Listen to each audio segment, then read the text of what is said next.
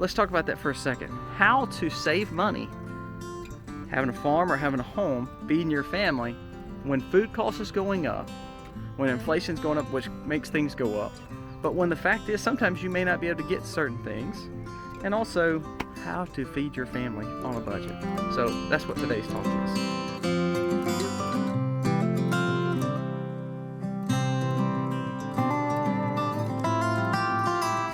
What's up, guys? Welcome to the second edition of Financial Freedom Fridays. I don't know if we're gonna call it that. That just makes sense because it has a lot of F's in it and it sounds kind of cool. So thank you for being here today. If you're new to our channel, we are a family vlogger from South Mississippi called the Max. We're a family of eight people, 6 little people, 2 adults, and we own a 35-acre farm that we homestead. And we're a sustainable agricultural farm, regenerative ag. Key point. What we've started though is started these financial peace talks on Fridays. If you're looking for a series, we have different items on different things that we'll be talking about. Last week was talking about the 3 steps to being better and understanding that you need to plan, have a budget, know where your money goes, know to save money and not to spend money, but ultimately don't be a ding-a-ling. Don't try to be so crazy that your family hates you because you didn't want to eat out pizza once every 6 months. That's kind of what the first video is about. Second video is going to be on food. The rising cost of food. You know, you think of 2020, 2021, we've had the cost of food go crazy up. Also, not being able to get food, maybe the meats or the veggies, things that may not get on the market shelves, or your simple things like bread, eggs, all milk, all that kind of stuff. I own a farm and we raise most of our animals, but that doesn't mean that we don't go shopping.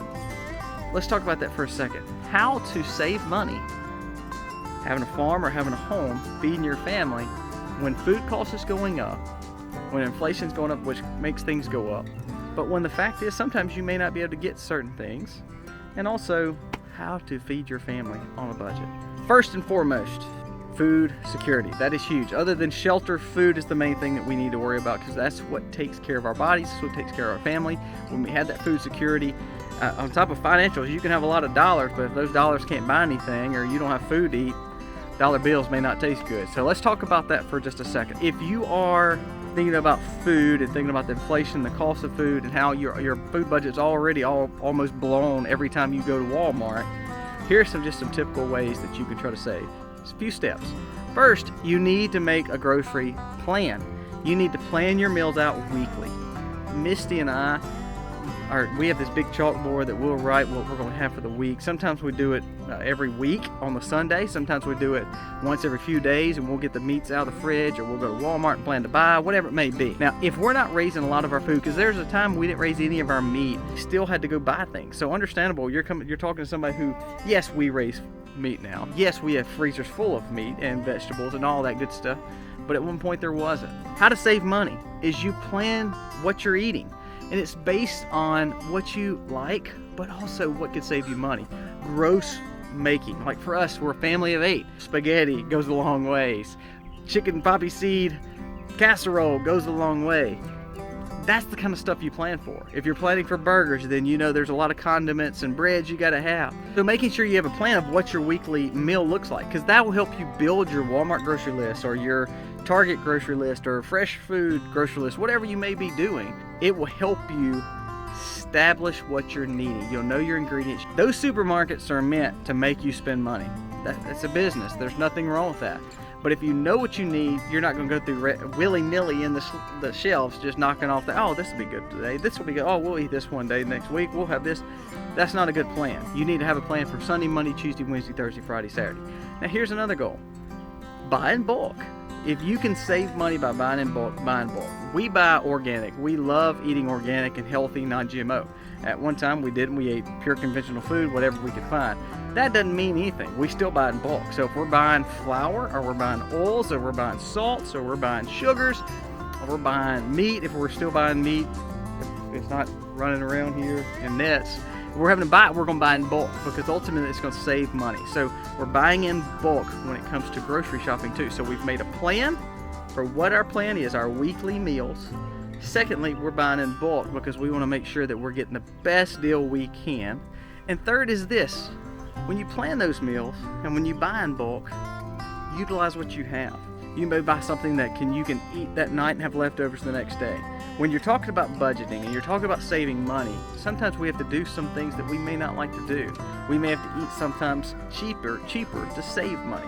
Instead of buying that $4 loaf or $5 loaf bread, you may learn how to make it with the common ingredients that you have, because those common ingredients we're already using to make biscuits, or we're already using to make this meal and this meal and so forth. You learn to say, okay, well, if I'm going to eat this will help me build the meal for tomorrow. If I'm eating butter beans tonight for supper, I can eat butter beans for lunch tomorrow with a hamburger steak since we ate chicken tonight. It helps you spread your meals out, and it makes sense. What this will do though, it will teach you to plan your meals even better, even for breakfast and lunch. It will also make you not eat out as much, because you're saying, oh, I have all this food, I don't want to waste it. So then eating spaghetti that you made the night before, that's going to cost you hardly nothing to eat, versus going to town and spending $10 to $12 on a plate lunch, because that's just the easy button thing to do, or going to a fast food joint and buying a $6 burger. For one thing, it's not even healthy for you, but then on top of that, it's costing you money and you're wasting food. So as we talked about, recap, make a grocery list, understand what you're wanting, make sure it makes sense for your family. If you're feeding a family of 4, if you're feeding a family of 8, it doesn't matter. You're going to buy in bulk, because ultimately that's point 2. You're going to save money buying in bulk. If you're buying health foods, it doesn't matter. They still sell discounted health foods, especially when you buy in bulk. And then thirdly, eat leftovers and understand that what you may make tonight may help you make another meal for tomorrow. Instead of buying the expensive bread, learn how to make cheaper bread. Instead of buying this expensive brand of this, you learn how to do this. And sometimes you don't buy the heat up meals and the ready-made meals, because they tend to be the more expensive. It may take you a little bit more work in the kitchen. Ultimately, when you are in the kitchen, you're usually with your family, and that's what makes it best. When we're able to make our own food and then turn around and sit at the dinner table, not only are you saving money, not only you made a plan, you're spending quality time with your family. So guys, hope you enjoyed this video. Remember these 3 steps or 4 steps or however many steps I said, I don't even know. But ultimately, it all comes back to sitting at the table, being with your family, and understanding the blessing of saving money, but spending time where it really matters, with your family. Happy homesteading, y'all.